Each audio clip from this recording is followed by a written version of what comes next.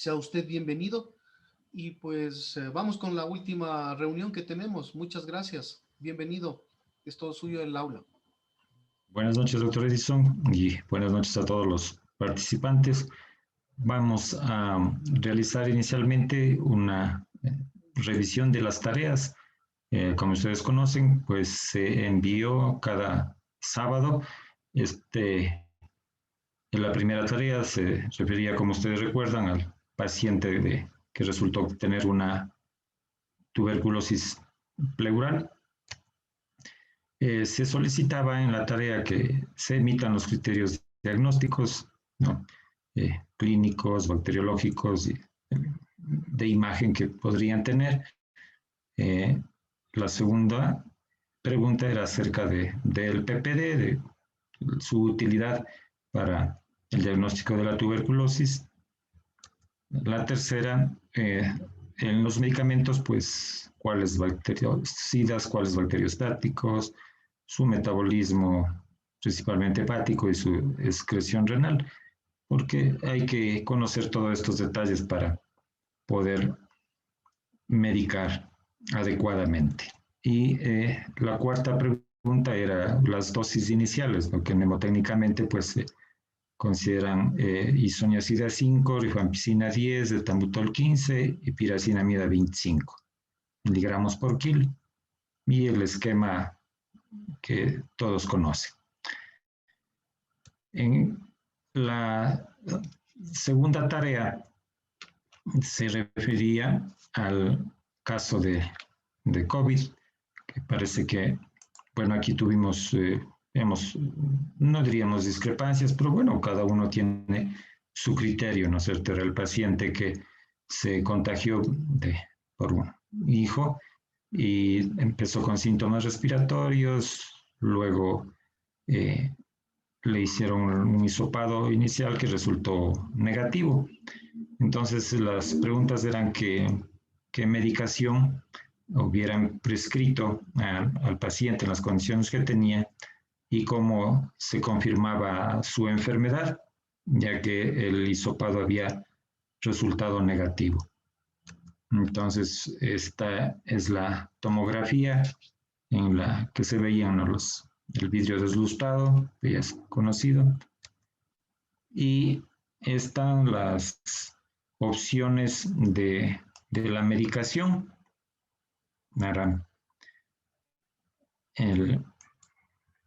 Como estamos aquí, ¿no es cierto? Desde el paciente en realidad era no grave, ¿no? Sabíamos de pronto, él no tenía distrés respiratorio, no tenía taquimia, y la saturación, pues recordarán, de menos de 90 es para el nivel del mar. Aquí en la altura, pues consideramos que pueden ser 86 o 85 el nivel para considerar grave. Entonces, como era un paciente no grave, entonces el tratamiento debió haber sido sintomático, ¿cierto? Entonces, si alguno consideraba, no, habían puesto las opciones de que si estaba grave utilizaban lo que está indicado acá, pues se acepta todas las opciones, ¿no? ¿Y cómo hacer el diagnóstico? Como que estaba aquí en este cuadro, ¿no es cierto? Cumplía criterios clínicos, pero resultó negativo, pero seguía sintomático, entonces la sospecha seguía siendo un COVID. ¿Qué teníamos que hacer? Repetir el hisopado y esperar que sea o no positivo, y luego, pues, de pronto, si seguía negativo, seguir con los anticuerpos. La tarea era del caso de la mujer que tenía el cuadro de hepatitis viral, anticuerpos negativos, ¿no? Y se hicieron pruebas que había incremento de las enzimas y de la colestasis. Entonces, el ECO reportó una estatosis grado 2 y se le dio tratamiento con el ácido ursodeoxicólico. 3 años antes se había realizado un FibroScan que revelaba una estatosis no alcohólica etapa 3, y desde entonces estaba tomando vitamina E y atorvastatina.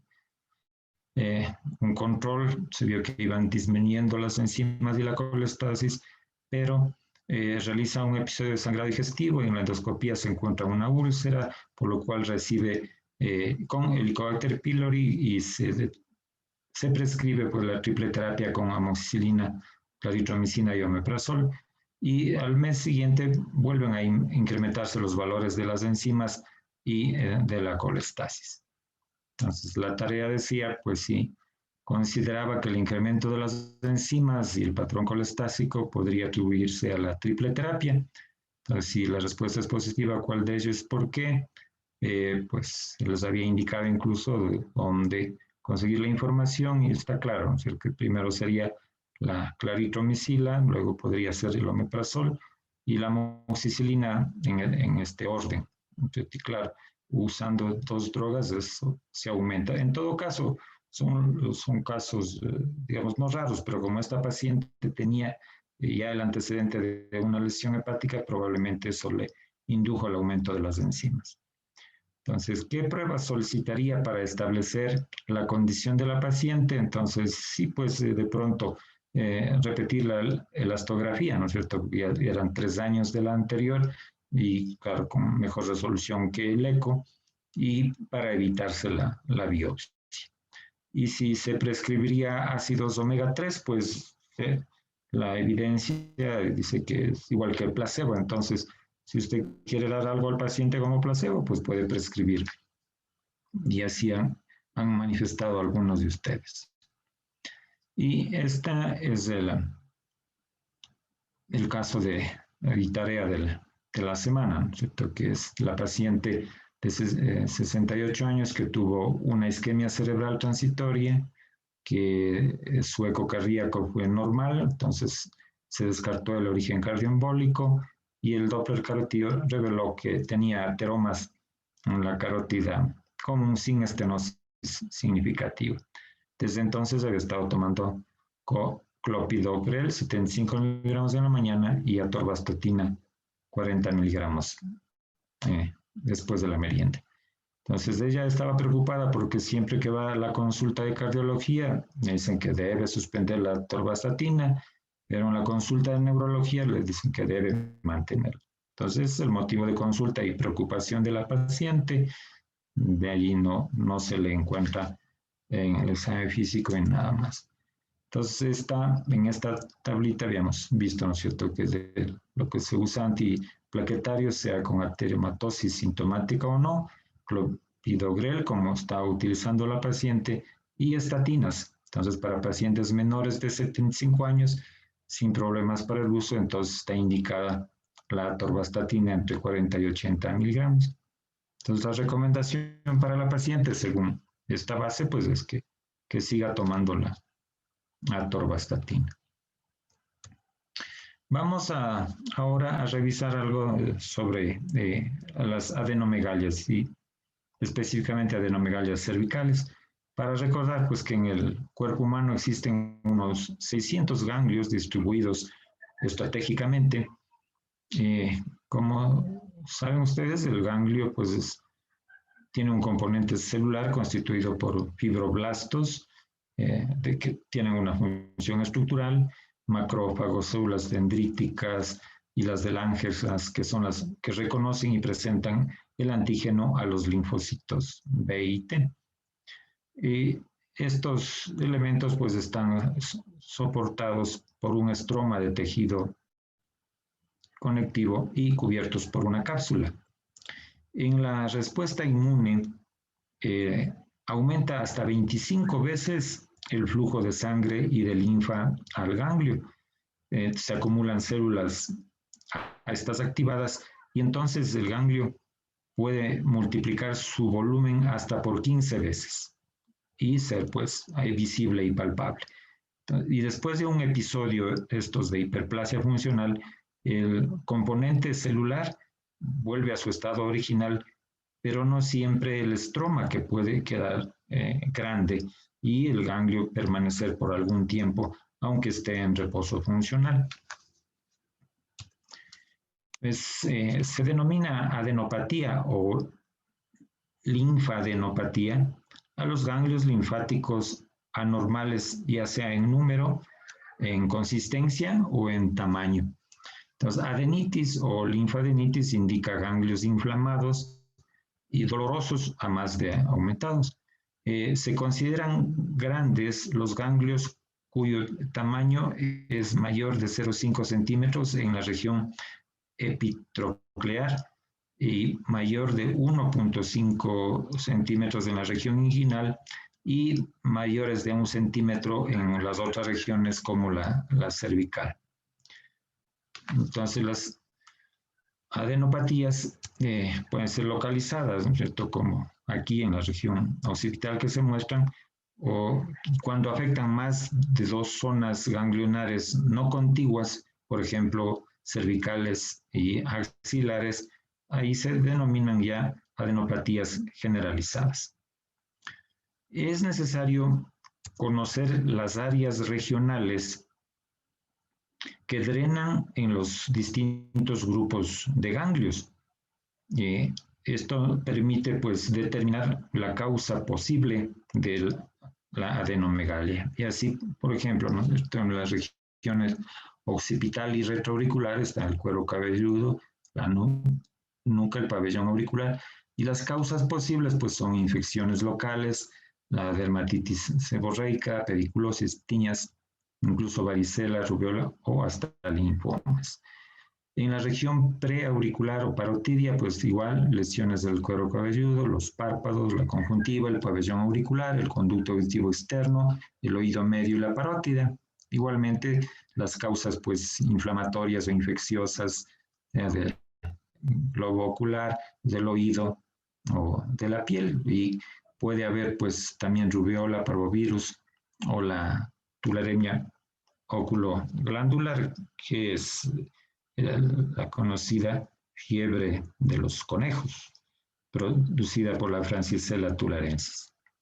En la región submandibular, pues el drenaje de la mejilla, la nariz, labios, la mucosa oral, la cavidad oral en general y región submandibular, y aquí, junto con las regiones submentonianas, cervical superficial y cervical profunda, en que está también los labios, la boca, la laringe, las parótidas y parte del cuero cabelludo incluso, nariz, senos paranasales, hasta tiroides y esófago. Aquí las causas posibles son infecciones respiratorias virales, bacterianas, micobacterias, estas enfermedad por arañazo de gato, que es producida pues por la mordedura o arañazo o incluso por las pulgas de los gatos que transmiten la Bartonella henselae, o también ser linfomas. Ya en otros sitios, ¿no es cierto?, de grupos ganglionares, aquí hay que recordar, ¿no?, la región supraclavicular del lado derecho drena de los pulmones y mediastinos, y aquí hay que pensar en tumores mediastínicos, y del lado izquierdo pues del abdomen, ¿no?, y recordar pues el famoso ganglio de Virchow, el supra o infraclavicular izquierdo, de tumores abdominales. Y en la región axilar, que drena el brazo, el hombro, la mama, la pared torácica y la pared lateral del abdomen, pues puede ser una reacción vacunal, infecciones locales, la misma esta enfermedad por arañazo de gato, la tuberculosis, los linfomas o metástasis de tumores. En la región epitroclear, pues que drena la mano y antebrazo, también infecciones locales, virus de Epstein-Barr, leucemias o linfomas. Y en la región inguinal, pues toda la extremidad inferior, los genitales, las nalgas y la pared inferior bajo el ombligo. Las infecciones locales, leucemias o tumores genitales pueden ser causa del agrandamiento. Y en la región popltea, pues drena la rodilla, la pierna y el pie. Y aquí están las infecciones locales, muy común, las tiñas que se ven interdigitales y los linfomas. Entonces, hay enfermedades que se presentan como tumores en el cuello. Entonces, el diagnóstico diferencial depende de su localización, la edad del paciente y la presencia de otros procesos patológicos asociados. El crecimiento rápido y la hipersensibilidad, como se ve aquí, pues esto indica un proceso inflamatorio infeccioso, ¿no es cierto? El eritema, edema y aquí incluso ya a punto de reventarse el absceso. Esto obviamente es fácil determinar que es un proceso agudo y en cambio el agrandamiento que haya sido progresivo, indoloro y múltiple deformante, esto nos hace pensar pues ya directamente que se trata de una neoplasia. Entonces, también hay lesiones congénitas que se manifiestan como tumoraciones en el cuello. Entonces, están los quistes de la hendidura branquial que se presentan como una tumoración quística a lo largo del borde anterior del esternocleido mastoideo. Entonces, se observan usualmente en segunda o tercera década de la vida, con frecuencia cuando se hinchan o se infectan en forma súbita. Con el fin de evitar una infección recurrente, usualmente se va a cirugía. Aquí está una imagen ecográfica del quiste y aquí pues una imagen tomográfica, ¿cierto? De cómo se ve y que a veces puede invadir a la fosa amigdalina. También como lesiones congénitas están los quistes del conducto tirogloso. Estos aparecen a lo largo del trayecto embrionario de la tiroides que desciende desde la base de la lengua hasta la parte baja del cuello. Entonces son frecuentes antes de los 20 años, se presentan como una tumoración aquí en la línea media, por debajo del hueso hioides y se mueven con la deglución. Entonces, igualmente aquí se ve la imagen ecográfica nítida y la tomográfica aquí, que usualmente se realiza más que nada para ver cómo está la posición de la glándula tiroides y evitar que en el acto quirúrgico se lesione la glándula. Entonces, en cuanto a las tumoraciones inflamatorias e infecciosas, pues este sería el caso de una linfoadenitis cervical reactiva, ¿no es cierto? Habíamos dicho que los ganglios normales son menores de 1 centímetro, entonces aquí hay un proceso infeccioso ya más de ganglio sobreañadido, ¿no es cierto? Y acá pues este ya es un absceso, ¿no? Ya no solamente ganglio, es un absceso, usualmente estafilococo más frecuente que estreptococo, ¿no es cierto? Pueden también los abscesos ser de origen dental, ¿no? Que son muy frecuentes, en cambio los abscesos submaxilares. Y también hay linfadenitis tanto tuberculosa como de otras micobacterias. Entonces, el diagnóstico pues, diferencial se hace entre las dos, pues masas ganglionares con cambios inflamatorios hacia la superficie, incluso que puede haber drenaje de líquido. Cuando drena, entonces se llama la escrófula, es conocido el término así, si drena hacia afuera. Aquí está una imagen tomográfica de cómo se ven las lesiones, ¿no? Y aquí pues ya subcutáneas a punto de drenarse. Esta es una imagen, pues, un cuello mucho más afectado, más grande. Miren, el paciente pues completamente caquético, desnutrido, es un niño que en la radiografía pues tiene una tuberculosis miliar, no tanto, hay un infiltrado incluso acá, pero el patrón predominante es miliar y con linfadenitis tuberculosa. Y de entre las micobacterias atípicas, entonces también están, ¿no es cierto? No es TB, pero es micobacteria, entonces las lesiones igualmente con un proceso inflamatorio y revisar aquí cómo ha sido la evolución de la paciente. Usualmente se trata con los medicamentos usados para la tuberculosis, es decir, isoniazida, rifampicina y en los 2 primeros meses incluso con etambutol. Y usualmente tienen una evolución favorable. Se recomienda no pincharles ni drenarles porque más se logra es que queden fístulas. Entonces, primero hay que hacer el tratamiento y si quedara algún rezago luego del tratamiento se puede realizar alguna cirugía plástica. Es raro aquí entre nosotros, pues la enfermedad de Lyme es causado por la espiroqueta, ¿no? La Borrelia burgdorferi, y transmitida por la picadura de garrapatas de estas del género Ixodes. Entonces pueden mantener una serie de manifestaciones, ¿no?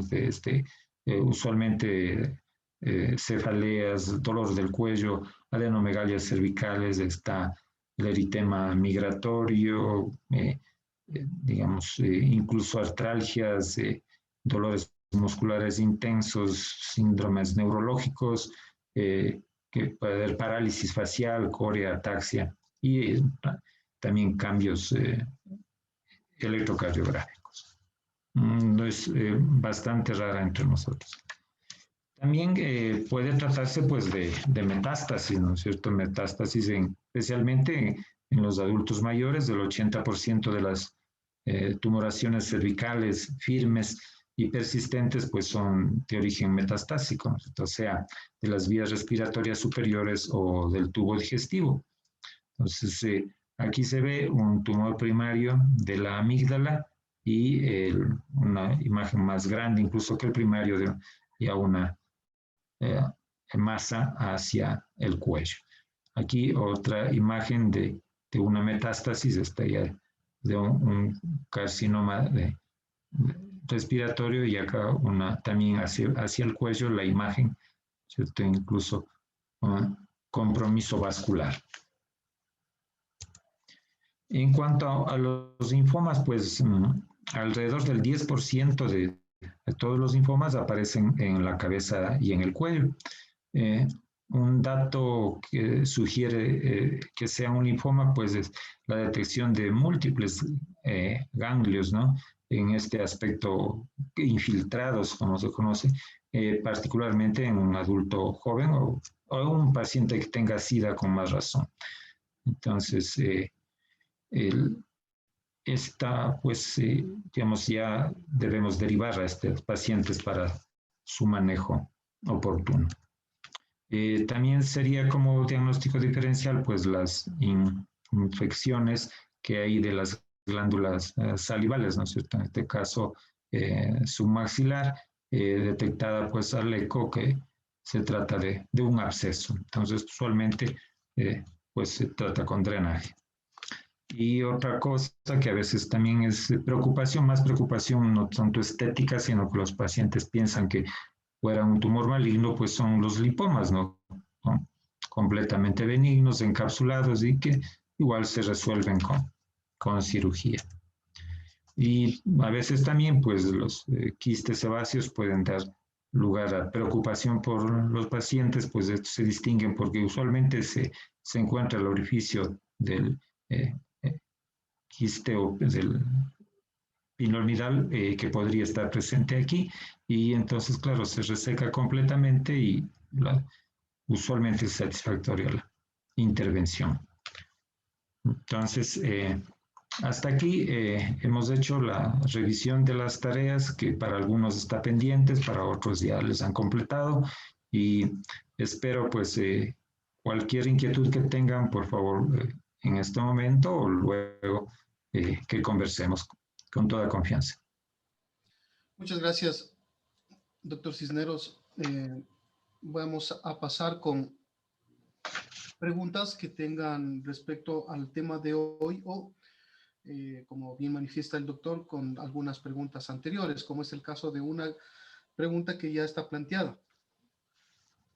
Doctor, buenas noches. Una duda que me quedó del tema de reflujo gastroesofágico. ¿Cuánto tiempo más puede salir positivo el Helicobacter pylori en sangre después de culminado el triple esquema? Porque he tenido casos de varios pacientes que ya cumplieron el esquema y sigue saliendo positivo el examen, o debo pedir heces.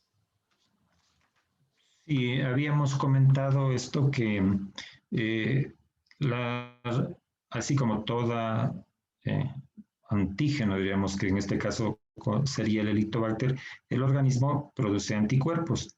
Para el Helicobacter hay IgG, IgM e IgA, que son los secretores que se llaman. Entonces, obviamente, la M, que es de la fase aguda, y la G de la fase crónica, y la A se supone que es de la fase activa de la secretora. Pero la recomendación es de 2 semanas después de haber terminado la triple terapia, solicitar el antígeno de Helicobacter en heces. ¿No? Ya porque el comportamiento de los niveles de las inmunoglobulinas séricas es muy diverso. Es muy diverso. No podemos guiarnos de las inmunoglobulinas séricas, sino del antígeno, de la presencia del antígeno del Helicobacter en heces.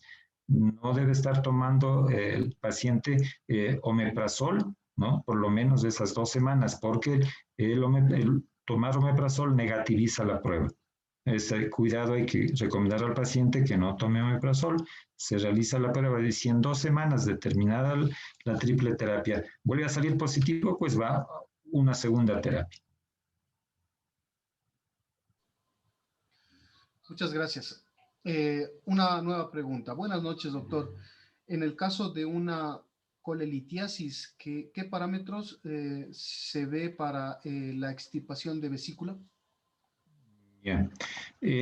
Si se encuentra la colelitiasis sin colecistitis, entonces usualmente si el paciente tiene algún riesgo, diríamos si es diabético, por ejemplo, que eventualmente podría complicarse como con una infección, o dependiendo si es cálculo único, se recomienda la cirugía aunque esté asintomático, porque los cálculos únicos suelen pegarse a la pared de la vesícula y dar cambios primero inflamatorios y luego hasta pueden degenerar en un cáncer de vesícula. Entonces, si los cálculos son múltiples y pequeños y si el paciente está asintomático y no tiene ninguna otra comorbilidad, pues no es una emergencia, podría en algún momento programar la cirugía. Diferentes del caso de que tenga colecistitis, es decir, además de los cálculos, tener engrosamiento de la pared, líquido perivesicular y la vesícula grande a punto de reventarse. Entonces eso tiene que ir a cirugía urgente.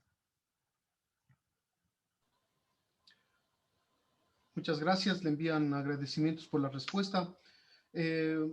No sé si tienen más preguntas. Estamos esperando que alguien más formule preguntas. Si es que ya no tuviéramos más preguntas,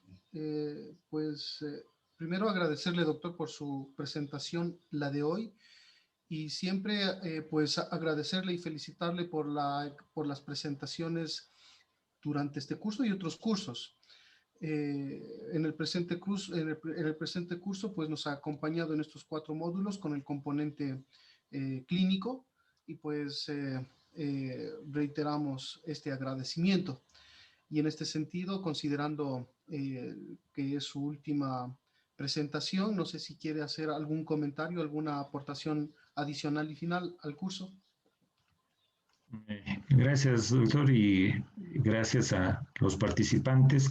Pues ha sido una oportunidad de expresar a más de los conocimientos que uno ha adquirido a lo largo pues, de su carrera profesional, pues esa actitud que debe tener uno con el paciente. Entonces, primero, pues tener la honradez suficiente de que si algo no sabe, pues explicar al paciente que va a consultar, va a haber una opinión que sea mejor y darle esa seguridad que a veces el paciente necesita solamente expresarle algo, ¿no es cierto?, de simpatía, de cordialidad. Los conocimientos están ahí, a veces uno los tiene a flor de piel, a otras veces pues se nos esconden, pero debemos dar una tranquilidad y una seguridad al paciente de lo que estamos. Ser honrado siempre, no inventarnos las cosas por salir del paso, o sea, dar una opinión con fundamentos, ¿no? Y claro, los pacientes regresarán cuando demos esa apertura personal, no solamente tratarle como un enfermo, sino como una persona con sus diferentes aristas que puede tener y circunstancias que causan la enfermedad. Entonces, les agradezco por haber asistido y pues estoy a las órdenes en lo que pueda servirles. Cualquier consulta que desean hacer, pues con todo gusto a mi correo.